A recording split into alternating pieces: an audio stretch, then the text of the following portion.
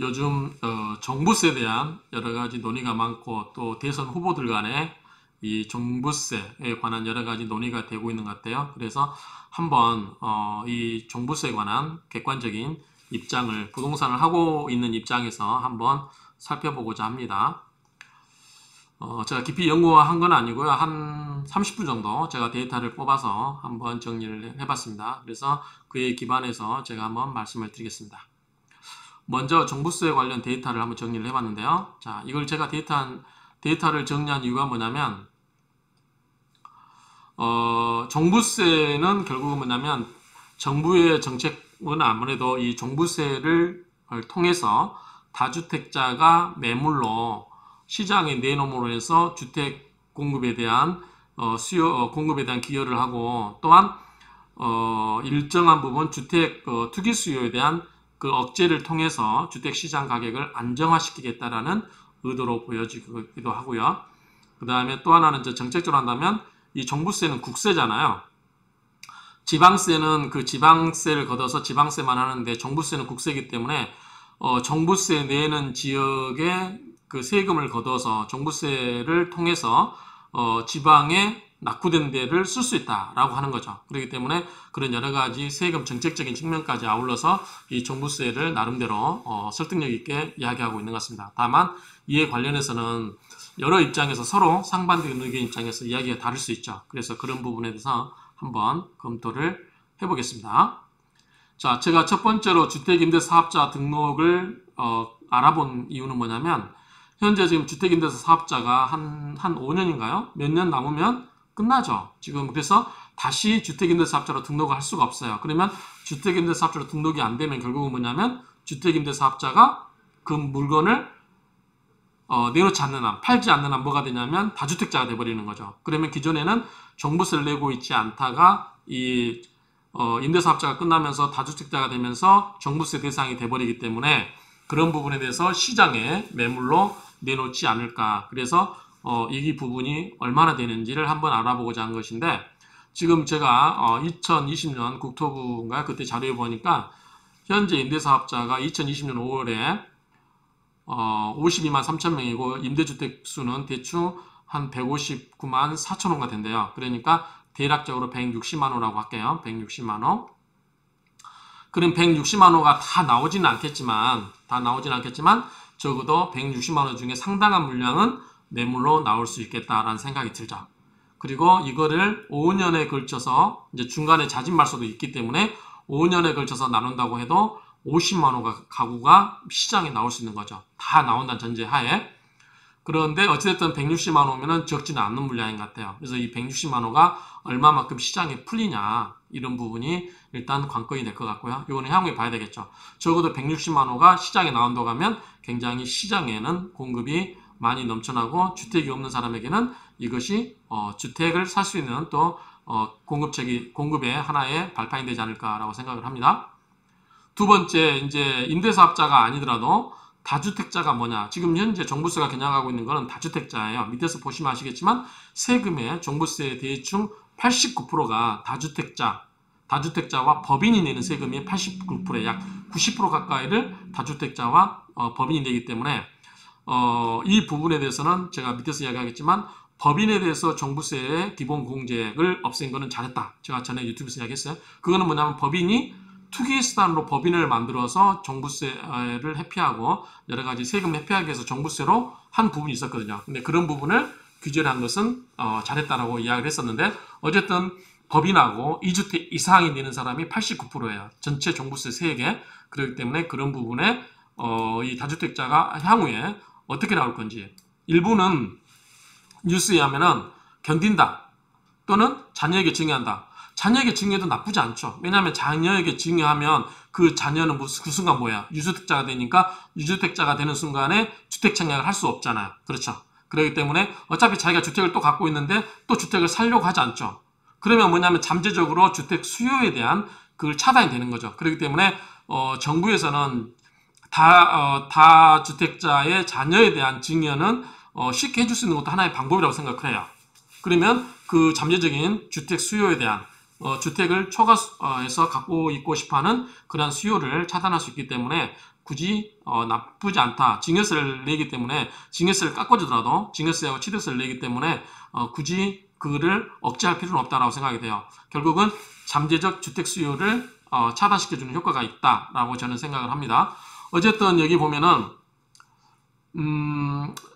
다주택자 수가 있는데 지금 현재 231만, 그러니까 232만 명 정도가 다주택자래요. 232만이. 그럼 최동안 한 채씩만 가진다 해도 232만 가구가 나와 있는 거죠. 그렇죠? 그런데 여기 보면 다주택자가 어떻게 되냐면 2주택자가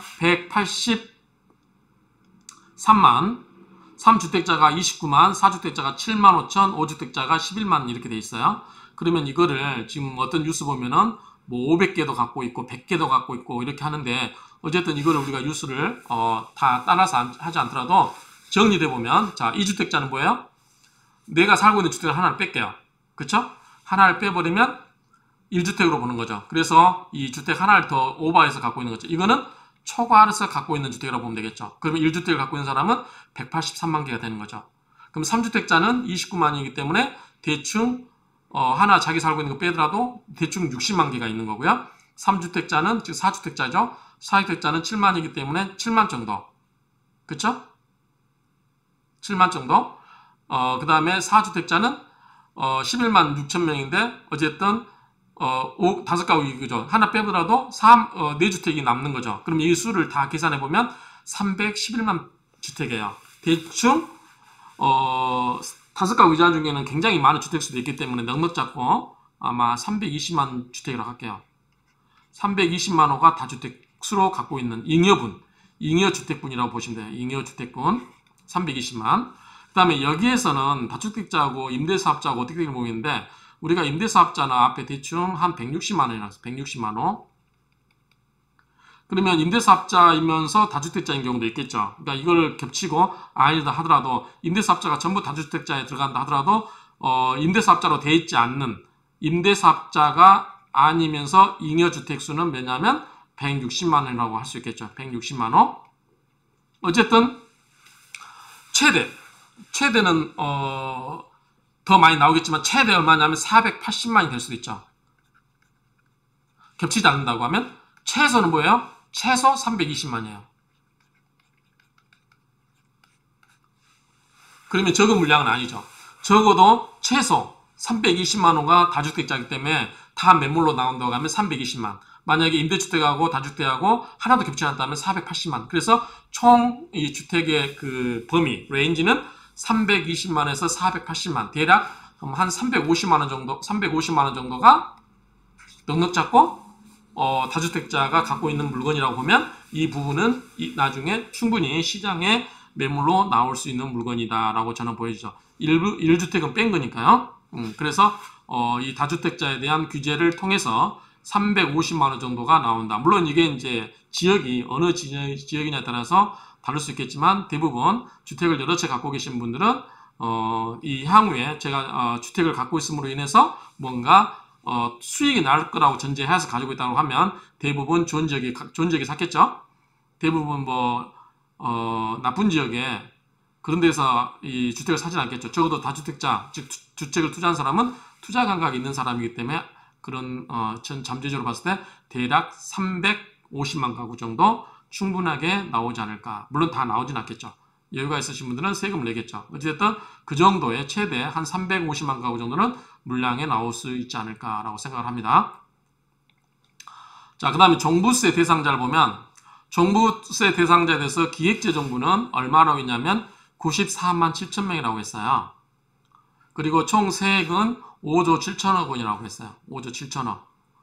자, 그런데 기재부에서 이야기하는 건 뭐냐면 대한민국 전체 인구인 5,182만 명의 1.8%만 된다. 즉 2%도 안 된다. 종부세 내는 사람은 대한민국에서 2%도 안 된다. 라고 이렇게 이야기해서 수가 적은 것처럼 이제 정부 쪽에서는 이야기를 했죠. 그러니까 대한민국의 98%는 종부세가 관계없는 사람이다. 그렇게 이야기를 하는 거고, 물론 세금 낸 사람은 그러겠죠. 그런데 세금을 낸 사람 입장에서 보면 그 가족 구성원 세대수가 있잖아요. 그럼 그 사람들도 전부 일종의 책임을 부담한다고 본다고 하면 1인으로 보는 건 문제가 있겠죠. 그러니까 이제 종부세를 굉장히 세금을 많이 이제 내면 문제가 생기는 것처럼 주장하시는 분들, 특히 이제 보수 쪽에서 이야기하시는 분들은 그렇게 계산하면 안 된다. 어떻게 되냐? 주택을 가지고 있는 사람, 기준 주택을 한 가구 주택을 갖고 있는 소유한 개인이 1469만 7천 명이기 때문에 이 수로 계산해야 된다 라고 하는 거죠. 그럼 이렇게 따지면 6.4%가 된다 라고 이야기를 하고 있죠. 그래서 2%와 6.4%는 갭이 좀 크잖아요. 근데 저는 둘 다 틀렸다고 봐요. 자, 국민 전체를 갖고 하는 것도 문제가 있고, 그 다음에 유주택자, 이것도 문제가 있다고 봐요. 주택을 갖고 있지 않은 사람들은 국민 아닌가요? 국민이잖아요. 그러니까 뭐라고 하냐면 전체, 그렇다고 해서 개개인에 대해서 이제 막 태어난 아이까지 전부 종부세 대상으로 하는 것도 문제가 있죠. 그래서 뭐 저는 제일 합당한 게 세대수 같아요. 세대수. 세대수는 적어도 70세대부터 뭐 11세대가 있겠죠. 여러 이게 7, 8, 뭐 8이 가겠죠. 어찌됐든 세대수가 주택 하나씩은 가지려고 하기 때문에, 그래서 세대수로 본다고 하면 세대수가 2020년 말에 얼마냐면 2,300만 세대 정도 돼요. 그런데 종부세 94만 7천 명 중에서 법인 6만 2천을 빼면 88만 5천 명이에요. 대략. 그러면 88만 5천 명이 대한민국 전체 세대수의 몇 %냐라고 보면 되겠죠. 그렇게 나눠서 계산해보면 3.8%예요. 3.83%, 3.8%. 그래서 대한민국의 전체 세대수의 3.8%, 무주택 세대주도 언젠가는 주택을 가질 거 아니에요. 그쵸? 그러니까 그런 국민을 다 합쳐서 세대수로 나누면 3.8% 정도가 종부세를 낸다. 그럼 넉넉 잡고 4% 잡아도 96%는 종부세를 안 내는 거죠. 안 내기 때문에 96%가 이 4%를 걱정해 주는 건 좀 문제인 것 같아요. 가난한 사람들이 돈 많은 사람 걱정해 주는 거는 좀 문제가 있죠. 그냥 매스컴에서 막 뉴스에서 떠드니까 참 뭐 이 96%가 나도 세금 낼 것처럼, 장래 세금 낼 것처럼 그렇게 하는데, 그것보다는 이 4%가 국세로, 지방세면 혜택이 없겠지만 국세인 종부세를 통해서, 국세는 중앙정부가 지방에 각각의 낙후된 지역에 세금을 뿌려줄 수가 있는 거죠. 그렇기 때문에 대다수 국민, 96%의 국민은, 제 기준으로는 기재부의 기준으로는 98%인데 제 기준으로는 96%의 국민들은 기뻐해야 되는 거예요. 종부세에 대해서. 왜냐하면 저는 종부세를 내는 사람 입장이거든요. 그럼에도 불구하고 제가 이 종부세를 안 내는 사람들이 종부세 내는 사람들을 걱정해주는 이런 모순이 지금 있는 거죠.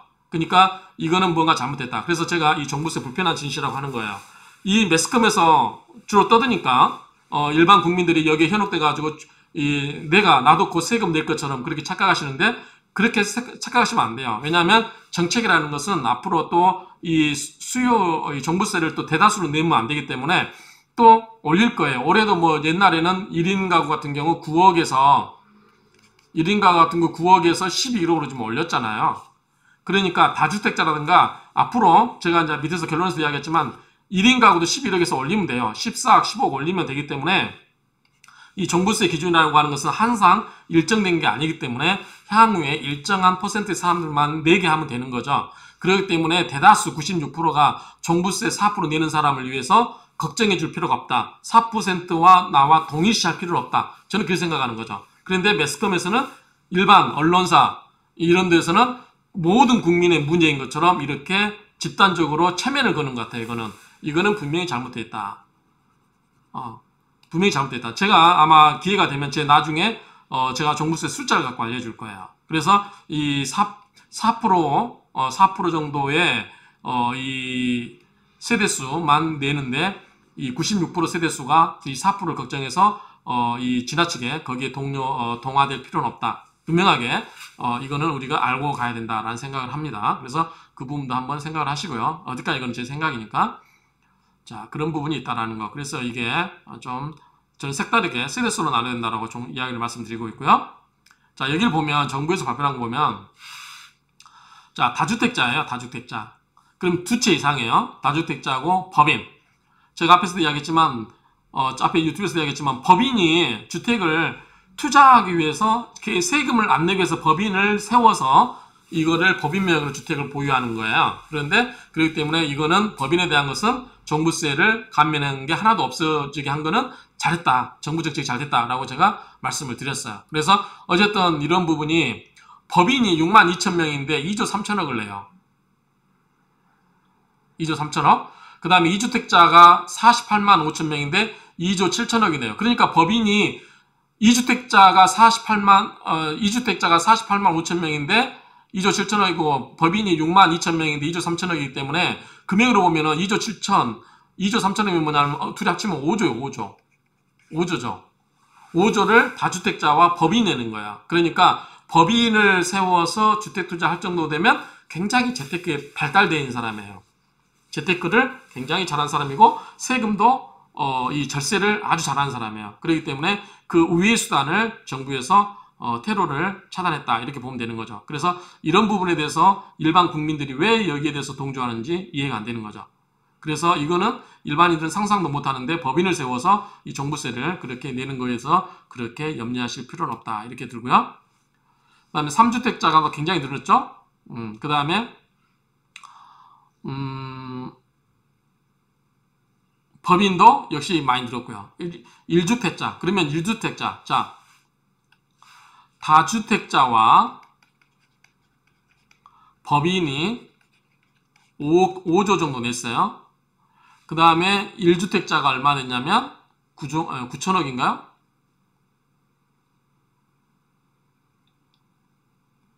아까 세금이 얼마였죠? 5조 9천억이라고 했나요? 5조 7천억이죠. 그러면 1주택자는 뭐냐면 1주택자는 7천명이에요. 7천억 원이에요. 7천억 원. 금액이 비교가 안 되죠. 자, 다주택자는 뭐냐면 다주택자가 48만 명이에요. 48만 명인데 2조 7천억이요. 거의 4배가 많죠. 4배. 법인 빼고 다주택자가 4배 많아요. 1위는 인구수가 얼마냐면 13만 명이요. 13만 명. 그러면 48만 명이면 6배가 많죠. 6배? 아니죠. 6배 맞나요? 6, 30. 아니죠. 6배가 아니고 78명이면 6배면은 3배. 39만. 한 3.3배 되나요?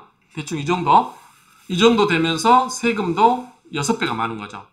그렇기 때문에 다주택자가 세금을 많이 낸 거지 1주택자는 세금 그렇게 많지 않다. 물론 이제 앞으로 정부에서 1주택자에 대해서는 뭐 노인 경우 보유기간에 따라서 감면 혜택이 있죠. 그러니까 그런 부분이 있기 때문에 그거는 앞으로 금액이 이제 그런 부분이 있지 않을까 싶은데 앞으로 이런 부분은 이제 조정을 하겠죠. 그래서 이 부분은 좀 더 디테일하게 이제 정부가 좀 손을 봐야 되지 않을까라고 생각합니다. 어쨌든 다주택자와 법인이 전체 세액의 5조를 부담하고 1주택자는 13만 명 정도 되는데 7천억 정도 부담을 한다. 이 정도 보면은 그리고 전체 세대수의 3.8%만 세금 종부세 대상이 되고 나머지 거의 96%는 세금을 내고 있지 않다. 그렇기 때문에 그런 걱정은 하지 않아도 된다고 생각합니다. 이 결론 부분에서는 자 1세대 1주택에 대해서는 종부세 완화 정책을 더 강구할 필요가 있다. 그렇죠. 그리고 이제 뭐 부부 공동명의라든가 그런 경우 할 경우도 이제 좀 여러 가지로 이제 실질적인 그런 혜택이 돌아갈 수 있게끔 좀 더 완화해 줄 필요가 있다. 1세대 1주택에 대해서는. 근데 지금 이야기하는 것은 다주택자에서 그리고 법인 물량에 대해서는 이런 거에 대해서는 확실하게 규제를 더 강화함으로써 시장에 매물로 내놔서 주택 없는 사람들이 주택을 더 살 수 있는 기회가 될 수 있도록 할 필요가 있다. 또 하나는 자 이거는 기존에 있는 주택만 갖고 하는 거기 때문에 제가 앞에 유튜브에서 몇 차례 이야기했지만 자 강북 구도심의 종상향 우리 저기 홍준표 대선 후보가 이야기하셨던 종상향 구도심을 초고층으로 만들 필요가 있어요. 구도심을. 그래서 주택을 원하시는 분들 그러면 서울 중심지에 많은 사람들이 살게 되면 어떻게 되냐면 직장을 왔다 갔다 하기 위해서 멀리 살 필요가 없어요. 멀리 가가지고 뭐 전답을 갈아엎고 해서 집을 짓고 신도시 만들 필요가 없어요. 그러면 아무래도 적게 땅을 파헤치겠죠. 앞으로 또 인구도 줄어드는 마당에 그렇게까지 할 필요가 없고, 그 다음에 왔다 갔다 하면서 기름을 쓸 필요도 없어요. 에너지를 쓸 필요도 없어요. 그리고 출퇴근 시간이 줄어듦으로 인해서 자기 여가 시간이 많겠죠. 운동을 한다든지 그렇기 때문에 그런 여러 가지 자기 개발 시간이 많아지기 때문에 서울 구도심을 좀 획기적으로 개발할 필요가 있다. 저는 그렇게 생각을 합니다. 그래서 강북 중심에 이제 지금까지는 강남 위주로 했으니까 강북 중심에 용적률 대폭 상향으로 인한 공급의 획기적인 물량을 좀 증대할 필요가 있다. 그리고 성년 독립세대, 지금 현재 또 다주택자라든가 임대사업자 불만이 또 있죠. 이분들은 어쨌든 임대사업자 같은 경우는 정부 정책을 믿고 따라서 했던 사람들이잖아요. 그렇기 때문에 정부 정책을 믿고 따랐던 사람들 때문에 거기에 대해서 퇴로는 열어줄 필요가 있다. 퇴로는 열어줄 필요가 있다. 그렇기 때문에 예컨대 이제 자식에게 증여할 경우 이런 경우는 좀 감면해 주면 어떨까 싶어요. 그러면은 정부에서는 이상하게 생각할 수 있겠지만 어쨌든 매물을 안 내놓고 사람들이 증여를 많이 하잖아요. 그러면 어떤 효과가 있냐면 그 증여받은 자녀분은 유주택자가 돼버리기 때문에 주택 청약을 할 수가 없어요. 그 다음에 주택을 또 갖고 있기 때문에 서로 주택을 살려고 하지 않아요. 그럼 뭐냐면 대부분은 나는 주택이 있으니까 이제는 내 여가신을 즐겨야지, 자기 개발해야지 이러면서 문화생활 해야지 하면서 소비를 많이 할 수도 있어요. 그러면 오히려 경제 돌아가는데 또 도움이 되지 않을까. 어차피 주택을 하나를 갖고 있으려고 하니까 부모가 팔아가지고 나중에 중요한 그 자식한테 증여를 뭐 하거나 또 뭐 주택 청약을 하거나 여러 가지 방법이 있겠지만 어쨌든 돈 있는 사람들은 주택을 사가지고 그걸 자식들한테 증여하는 거에 대해서까지 그렇게 제약시할 필요는 없다. 민주사회에서는, 자본주의사회에서는. 그렇기 때문에 다주택자들이 퇴로를 열을 수 있는 방법 중에 하나가 이제 양도할 경우는 양도세를 좀 완화시키자고 하는 부분인데, 그거는 이제 형평성이나 뭐 여러 가지 문제가 있지만 임대사업자 같은 경우는 이제 양도세를 완화해줘야 되는 부분이 있겠죠. 그거를 원래 정책 믿고 했던 사람들이 있기 때문에 그런 부분이 있고, 그 다음에 자식에게 증여하는 경우는 일정하게 혜택을 주는 것도 괜찮겠다라는 생각을 합니다. 그러면 그 자녀에게 주택이 가면 이 자녀분들은 잠재적인 주택 수요에서 벗어나 있기 때문에 주택이 없는 사람들이 더 주택을 차지할 수 있는 확률이 크다. 이렇게 보기 때문에 그런 부분들이 좀 있다라는 저는 생각을 합니다. 그래서 종부세에 대한 여러 가지가 논의가 있는데 서로 이야기들이 뭐 예컨대 퍼센트만 보더라도 너무 극단적이죠. 전 인구로 하냐 아니면은 유주택자로 하느냐라고 하는데 저는 중간적인 입장에서 세대수로 봐야 된다라는 측면에서 새로운 아이디어를 제공해드리고요. 그래서 이제 이게 현재 정부 여당이라든가 이런 쪽에서는 이 1주택에 대한 종부세 완화 방안에 대해서 좀 더 고민해 볼 필요가 있겠다라는 생각이 듭니다. 그리고 이제 성년 자녀에게 증여하는 것에 대해서까지 그렇게 제약시할 필요는 없다. 그런 생각을 합니다. 그래서 이런 부분에 대해서 한번 여러분들이 같이 생각을 나눴으면 좋겠습니다. 제가 부동산 입장에서 좀 이런 관점을 가지고도 있을 수 있다라고 제가 찍었기 때문에 한번 같이 검토를 하셨으면 좋겠습니다. 이상입니다. 감사합니다.